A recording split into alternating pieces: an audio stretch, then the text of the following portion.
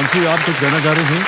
हाँ, सर मैं ये कह रही थी कि मैं काफ़ी देर से वहाँ बैठी थी और मैं देख भी नहीं पा रही थी आपको, बीच में हॉट सीट आ रही थी, लेकिन अब आप सामने से आपको देख रही हैं, मुझे बहुत खुशी हो रही है। इतनी देर तक नहीं देख पा रही थी आप? नहीं। ऐसे कुछ इशारा करना था आपको तो हम आपको पट करके ऐसे हेलो और मानसी या फिर ऐसे कर लेते हैं। क्या है उसमें? बोल देना चाहिए था आपको। ऐसा सीटी उटी, अरे सीटी बजाने के लिए मना किया है। हाँ, लेकिन आप हमारे लिए बजा सकते। मानसी, आजकल आप कर क्या रही हैं? सर मैं एक मल्टीनेशनल कंपनी है माइक्रोसॉफ्ट, मैं उसमें एक सॉफ्टवेयर इंजीनियर की तरह काम करती हूँ।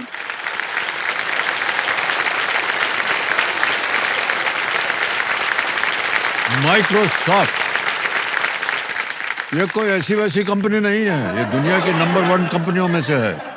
वहाँ आप सॉफ्टवेयर इंजीनियर हैं? हाँ जी सर, और मैं पावर पॉइंट के बारे में मुझे लगता है सभी ने सुना होगा, मैं उस पावर पॉइंट टीम में कोडिंग करती हूँ।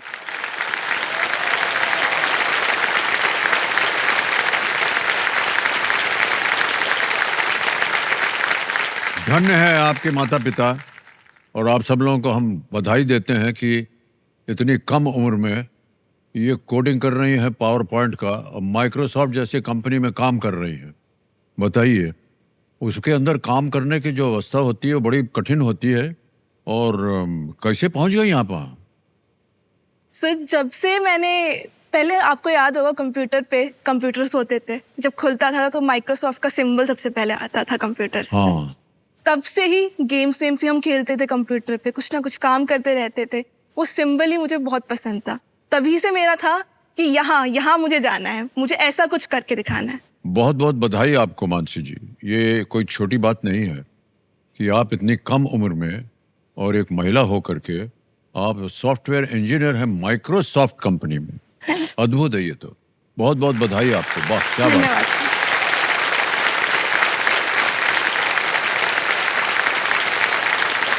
ऑलराइट मानसी जी, थोड़ी देर के लिए हम इधर से निकलना चाहेंगे माइक्रोसॉफ्ट से। ओके, लेट्स प्ले कौन बनेगा करोड़पति। मानसी जी, पहला प्रश्न आ रहा है आपके लिए, और ये है 5,000 रुपए का। पहला प्रश्न आपके स्क्रीन के ऊपर ये रहा। दूध फटना दूध की इनमें से किस प्रक्रिया को दर्शाता है? दूध फटना refers to milk undergoing which of these processes? A.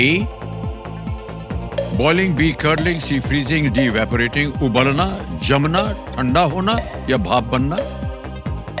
Sir दूध फटना एक साइंटिफिक प्रोसेस है जिसे हम बोलते हैं कर्डलिंग। सो ऑप्शन बी को लॉक किया जाए। बी पे ताला लगाने के लिए कह रही हैं।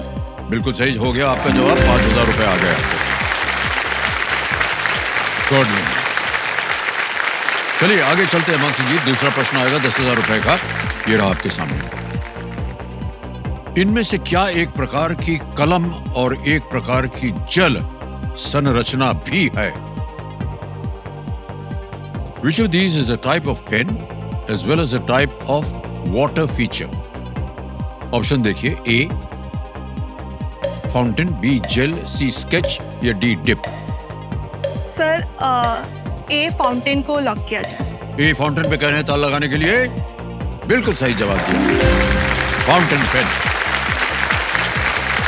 दूसरा प्रश्न हो गया 10,000 रुपए। फाउंटेन पेन की क्या अहमियत होती थी हम जब छोटे थे स्कूल में, इसका आपको कोई अंदाजा नहीं है। आपने कभी फाउंटेन पेन चलाया ही नहीं होगा। नहीं। आपको तो सिर्फ वो कोडिंग डक डक डक। लेकिन आप यकीन मानिए, जिस दिन हाथ में फाउंटेन पेन आता था ना, हम लोग समझते थे अरे यार धन्य हो गया। और माँ बाबूजी थे, वो पहली बार जब पहला फाउंटेन पेन मिला, वो अभी तक हमारे पास रखा हुआ है। रखा नहीं है, अभी तो टूट टट गया है। हाँ। लेकिन वो याद है हमको, और वो दुकान याद है जहाँ हम लोग जाते थे वो फाउंटेन पेन को ठीक करवाने।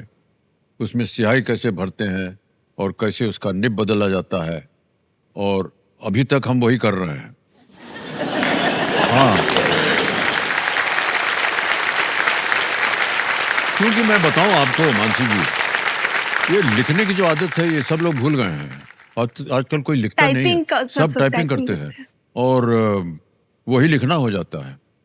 और मैं ऐसा मानता हूं जब से स्मार्टफोन वगैरह आया है, पढ़ना बढ़ गया है। जब देखो कहीं भी जाइए बाजार में सब लोग पढ़ते रहते हैं कुछ बोलते ना नहीं। कुछ। हाँ, लिखना लेकिन कम। ये सब आपकी वजह से है, माइक्रोसॉफ्ट की वजह से है। बना दिया उन्होंने एक यंत्र। ओके, आगे चलते हैं। तीसरा प्रश्न, 15,000 रुपए। रेडी? मानसी जी, ये तीसरा प्रश्न आपकी स्क्रीन के ऊपर ये रहा। इनमें से क्या एक शक्तिशाली विस्फोटक है? Okay, which of these is a powerful explosive? A alexandrite, B anthracite, C theodolite, D dynamite. Sir, इसमें डायनामाइट एक एक्सप्लोसिव है, तो I would go with option D, dynamite. Okay, dynamite पे ही तल लगाने के लिए कह रहे हैं। बिल्कुल सही जवाब दिया आपने। वाह।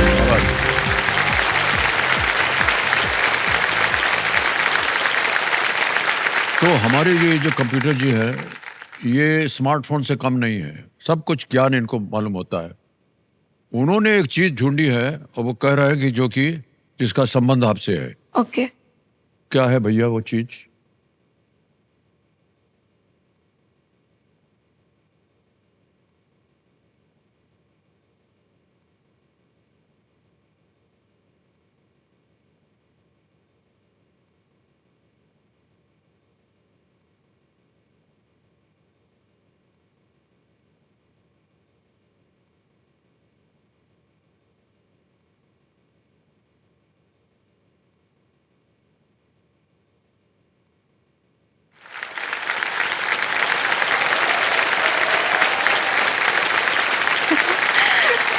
सर, ये मैंने एक रोबोट बनाया। आपने बनाया इसको? हाँ। ये रोबोट आपने बनाया है? हाँ, कुछ।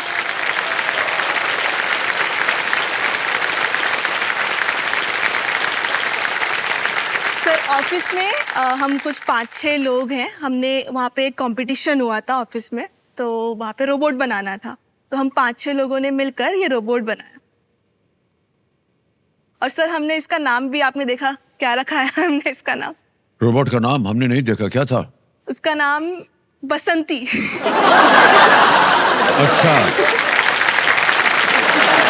तो जानबूझ के आपने रखा है क्योंकि हम उससे पूछना तुम्हारा नाम क्या है बसंती? तो करता क्या है? अभी तो इधर उधर घूम रहा है। अब हमने कई मशीन्स देखी हैं बड़ी बड़ी जो होती जी हाँ, हैं, जी जो हाँ। सामान को उठाती हैं, भारी भारी सामान को। तो ये उस तरह के एक रोबोट का छोटा सा मॉडल था। ये सामान को उठाता है, ये आगे पीछे चल सकता है। इसमें हमने एक फीचर डाला डांस वाला, इसलिए इसका नाम रखा बसंती। ओह अच्छा। तो ये डांस भी कर सकता है। वो कोडिंग में डांस भी डालना पड़ता है? हाँ, स्टेप्स डालने पड़ते हैं सारे कि किस हाँ? तरह से होगा, सारे स्टेप्स डांस के। डांस के स्टेप्स भी डालने पड़ते हैं कोडिंग में?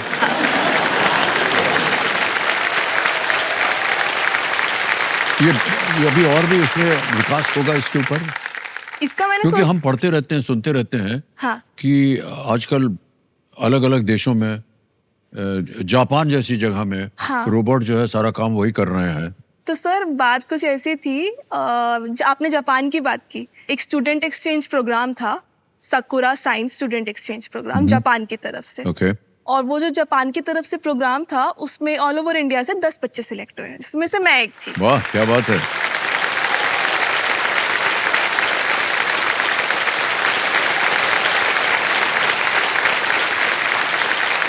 तो वहाँ पे मैंने देखा कि कल्चर तो वहाँ का बहुत रिच है।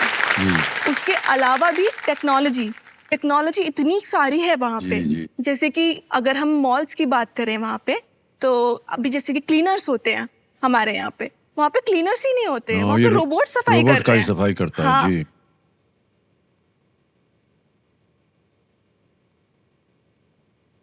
और वहाँ के वॉशरूम्स को ले लीजिए, हम हाँ। अंदर जाते हैं तो ऐसा लगता है कि ट्रांसपेरेंट दरवाजा है, ये कैसे है? हाँ, लेकिन जैसे ही हम अंदर घुसते हैं वो पूरा ओपेक हो जाता है। ओपेक हो जाता है। जी तो जी। वहाँ की टेक्नोलॉजी से मैं बहुत ज्यादा फैसिनेट हो गई थी। मेरी रोबोटिक्स की जो रुचि थी ना, वो वहीं से शुरू हुई।